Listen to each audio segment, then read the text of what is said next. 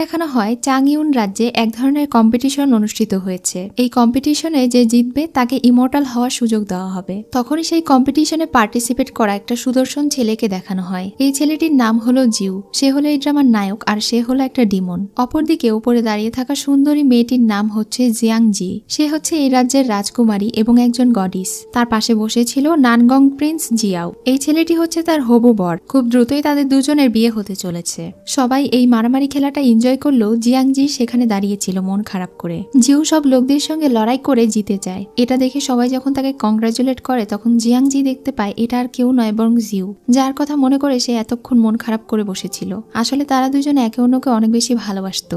জিউ একজন ডিমন হলেও জিয়াংজি তাকে অনেক বেশি ভালোবাসে। কিন্তু যখন জিয়াংজির বাবা মারা যায় তখন তাদের এই রাজ্যের নিয়ম অনুযায়ী লিং জিয়াও ক্ল্যানের প্রিন্স নানগংকে তার বিয়ে করতে হতো, কারণ তাদের পূর্বপুরুষরাও নিজেদের ক্ল্যানকে বাঁচাতে এই নিয়মটাই অনুসরণ করে আসছে। তাই সে তাদের ক্ল্যানের 1000 বছরের প্রথা ভাঙতে পারে না। নিজের ক্ল্যানের মানুষদেরকে রক্ষা করার জন্য সে জিউয়ের সঙ্গে ব্রেকআপ করে চলে এসেছিল, কিন্তু এরপরে জিউ তাকে দেখার জন্য তার ক্ল্যান পর্যন্ত চলে এসেছে। সে যেহেতু কম্পিটিশনে ফার্স্ট হয়েছে এজন্য প্রিন্স গং তাকে খুশি হয়ে উপহার দিতে চায় আর বলে সে কি চায়। তখন জিউ জিয়াংজিকে দেখিয়ে দিয়ে বলে আমি তাকে চাই। এটা শুনে তো সে ভীষণ রেগে যায়। যেই প্রিন্স একটু আগে তাকে পুরস্কৃত করতে চাইছিল এখন সে তাকে মেরে ফেলতে চায়। তখন সেখানে থাকা তার চাচাতো ভাই তাকে বাঁচানোর চেষ্টা করে, যে এই ক্ল্যানের রাজকুমারের সার্ভেন্ট ছিল, কিন্তু রাজকুমার তার কথাও শোনে না। যখন সে তাকে মারতে যাবে তখনই জিয়াংজি রাজকুমারকে বলে ওঠে কিছুদিনের মধ্যেই তাদের দুজনের বিয়ে হতে চলেছে, তাই তারা যেন এই ছেলেটিকে সার্ভেন্ট হিসেবে রেখে দেয়। এটা তাদের জন্য আরো বেশি উপকারের হবে। এটা শুনে রাজকুমার তাকে ছেড়ে দেয়। তখন সেখানে থাকা সবাই রাজকুমারকে বাহবা দিতে থাকে।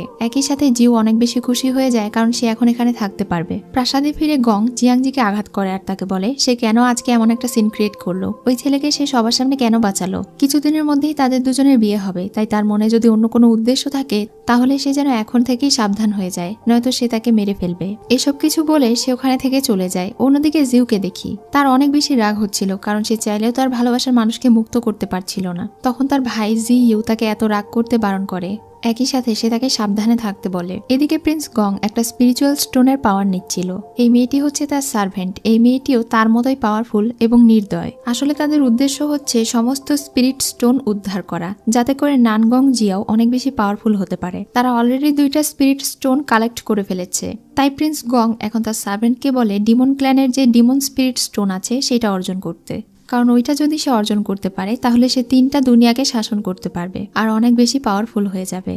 অন্যদিকে জিয়াংজি যখন মন খারাপ করে দাঁড়িয়েছিল তখনই সেখানে জিউ আসে। সে তাকে বুঝিয়ে শুনিয়ে তার সঙ্গে করে নিয়ে চলে যায় আর বলে সে তাকে বাঁচাবে। তাদেরকে চলে যেতে দেখে জি ইউ আর চিং দুইজনই মন খারাপ করে ভাবতে থাকে প্রিন্স গং অনেক শক্তিশালী, তারা চাইলেও তার হাত থেকে বাঁচতে পারবে না। কিছুক্ষণ পরে যখন প্রিন্স গং এর সার্ভেন্ট সেখানে চেক করতে আসে জিয়াংজি কোথায়, তখন তার সার্ভেন্ট এটা দেখে দ্রুত নিজের রূপ চেঞ্জ করে ফেলে। সেই সার্ভেন্টের তাকে একটু সন্দেহ হচ্ছিল, কিন্তু তখন সে জিয়াংজির মতো কথা বলে।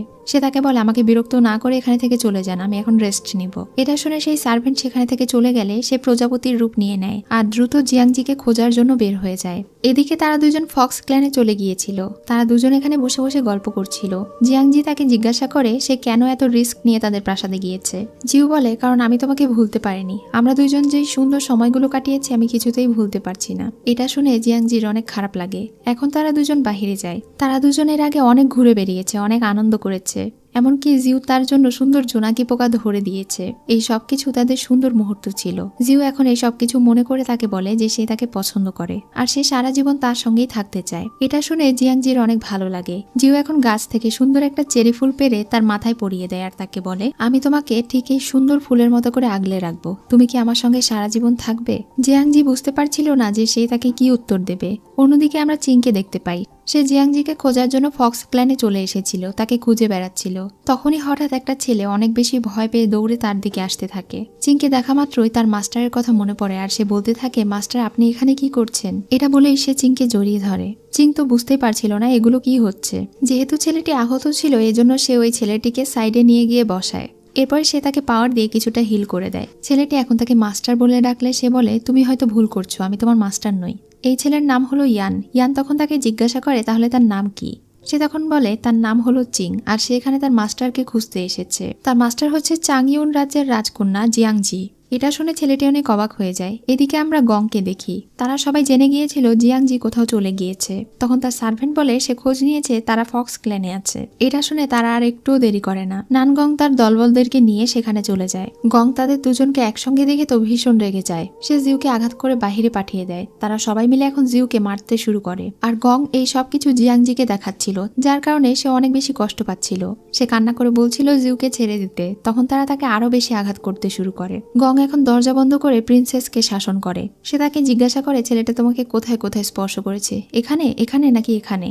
এসব কিছুর কারণে জিয়াংজি অনেক কান্না করতে থাকে আর বলতে থাকে তুমি অনেক বেশি নিষ্ঠুর। গং তাকে বলে তোমার এত সাহস কিভাবে হলো? কিছুদিন পরে তোমার আর আমার বিয়ে হবে, আর তুমি এখন এইসব রঙ্গ তামাশা করে বেড়াচ্ছ। মনে রেখো, এখন থেকে তুমি সারা জীবনের জন্য শুধু আমার, তুমি আমার কাছে থেকে কোথাও পালাতে পারবে না। জিয়াং তাকে বলে দেয় সে তাকে বিয়ে করতে চায় না। তখন গং তাকে থ্রেট দিয়ে বলে যদি সে তাকে বিয়ে না করে আর তার কাছে থাকা স্পিরিট স্টোন তাকে না দিয়ে দেয়, তাহলে তাদের পুরো ক্ল্যানকে সে ধ্বংস করে দেবে। এটা শুনে সে আর কোনো উপায় না পেয়ে রাজি হয়ে যায়। এখন তারা বাহিরে যায়। গং এবার জিউকে আঘাত করে আর সে তাকে আরো মারতে চাইলে জিয়াং তাকে বলে যদি সে গংকে ছেড়ে না দেয় তাহলে সে জিয়াংকে তো পাবেই না, আর সেই স্পিরিট স্টোনও পাবে না। এটা শুনে গং জিউকে ছেড়ে দেয় আর তাকে নিয়ে সেখানে থেকে চলে যায়। তারা চলে যাওয়ার পরে জিউ বুঝতে পারে জিয়াং গডিস হলেও তার ক্ল্যানে তাকে কতটা অত্যাচার সহ্য করতে হচ্ছে। তার এমন কষ্ট সে আর দেখতে পারছে না। যেহেতু সে অনেক সাধারণ একটা ডিমন ছিল, তাই তার মাঝে এতটা পাওয়ার ছিল না যে সে তার প্রেমিকাকে বাঁচাবে। তাই সে পাওয়ার অর্জন করার জন্য তাদের ডিমন ক্ল্যানের একটা নিষিদ্ধ জাদু ব্যবহার করতে শুরু করে দেয়। এটা করার ফলে প্রথমত তার ক্ষতগুলো সেরে যায়। এরপর সে ঠিক করে সে যেভাবেই হোক জিয়াংকে ওই গঙের হাত থেকে উদ্ধার করে নিয়ে আসবে। এদিকে ইয়ানকে দেখি, সে যখন তার মৃত মাস্টারের কাছে যায় তখন আমরা দেখতে পাই তার মাস্টার দেখতে হুবহু চিং নামের সেই মেয়েটির মতো। এই জন্য সে অনেক কনফিউশনে পড়ে যায় আর তার মাস্টারকে বলে তার মাস্টার কি ওই মেয়ের রূপ নিয়ে ফিরে এসেছে নাকি ওই মেয়েটা অন্য কেউ। সেই দিন রাতে প্রিন্স গং আবারও সন্দেহজনকভাবে জিয়াং এর রুমে যায় এটা দেখার জন্য যে সে তার রুমে আছে নাকি চলে গিয়েছে। জিয়াং তার রুমেই ছিল। সে এখন প্রিন্সকে দেখে রেগে তাকে বলে 2 দিন পরে যেহেতু তাদের বিয়ে তাই সে একটু রেস্ট করতে চায়, আর তাদের যেহেতু এখনো বিয়ে হয়নি তাই প্রিন্স যেন হুটহাট এভাবে চলে না আসে। এটা শুনে প্রিন্স আর বেশি কিছু না বলে সেখানে থেকে চলে যায়। তখন সে তার সার্ভেন্টের সঙ্গে প্ল্যান করে বাহিরে বেরিয়ে যায়। এটা দেখে জি ইউ তাকে যেতে বাধা দেয় আর তাকে বলে দয়া করে আপনি আবারও পালিয়ে আমার ভাইয়ের কাছে যাবেন না। এমনিতেই প্রিন্স আমার ভাইকে অনেক বেশি আঘাত করেছে, আপনার চক্করে পড়ে সে অনেক বিপদে পড়তে পারে, আমি আপনাকে রিকোয়েস্ট করছি। জিয়াং তখন তাকে চিন্তা করতে বারণ করে আর বলে তার নিজস্ব প্ল্যান আছে। এটা বলেই সে একটা বিশাল বড় হলে চলে যায়। সেখানে স্পিরিচুয়াল স্টোন ছিল। সে এখন ওই স্পিরিচুয়াল স্টোন তার জাদুর সাহায্যে নিয়ে নিতে থাকে আর বলতে থাকে প্রিন্স গং এই স্পিরিচুয়াল স্টোনের যোগ্য নয়। এটা বলে সে তার পাওয়ার ব্যবহার করে স্পিরিচুয়াল স্টোন নিতে থাকে, কিন্তু পারে না। ততক্ষণে জিউ সেখানে চলে এসেছিল, সেও তাকে হেল্প করে। এখন তারা দুইজনই পাওয়ার ব্যবহার করে সেই স্পিরিচুয়াল স্টোনটা নিয়ে নেয়। যেহেতু এই বিষয়টা এখন প্রিন্স জানতে পেরে যাবে, এজন্য জিয়াং তাকে নিয়ে সেখানে থেকে পালাতে শুরু করে। কিছুক্ষণ পরে যখন প্রিন্স সেখানে সে স্পিরিচুয়াল স্টোন উধাও দেখতে পায় তখন তো সে অনেক রেগে যায়। সবার প্রথমে সে জি ইউকে সন্দেহ করে আঘাত করে। সে তার লোকদেরকে বলে যেখানে থেকেই পারুক না কেন তারা যেন জিউ আর জিয়াংকে ধরে নিয়ে আসে। এদিকে আমরা জিয়াং আর জিউকে দেখি। যেহেতু স্পিরিচুয়াল স্টোন তারা উদ্ধার করে ফেলেছিল তাই তাদের ক্ল্যানের আর কোনো সমস্যা হওয়ার কথা না। এজন্য তারা দুজন অনেক বেশি খুশি ছিল, এটা ভেবে যে তারা হয়তো মুক্ত হয়ে গিয়েছে। জিউ এখন তাকে জানায় ছোটবেলায় তাদের একবার দেখা হয়েছিল। যখন ছোট বাচ্চারা তাকে অনেক মারধর করেছিল তখন জিয়াং তাকে বাঁচিয়েছিল। তারপর থেকেই সে জিয়াংকে অনেক বেশি পছন্দ করে। বড় হওয়ার পরে যখন জিয়াং এর সঙ্গে তার আবারও দেখা হয়েছে তখন সে তার প্রেমে পড়ে গিয়েছে। তাই সে চায় না জিয়াংকে কোনো মতে হারাতে। এটা শুনে তো জিয়াং অনেক বেশি খুশি হয়ে যায়। এখন তারা দুজন আবারও সামনে এগোতে থাকে।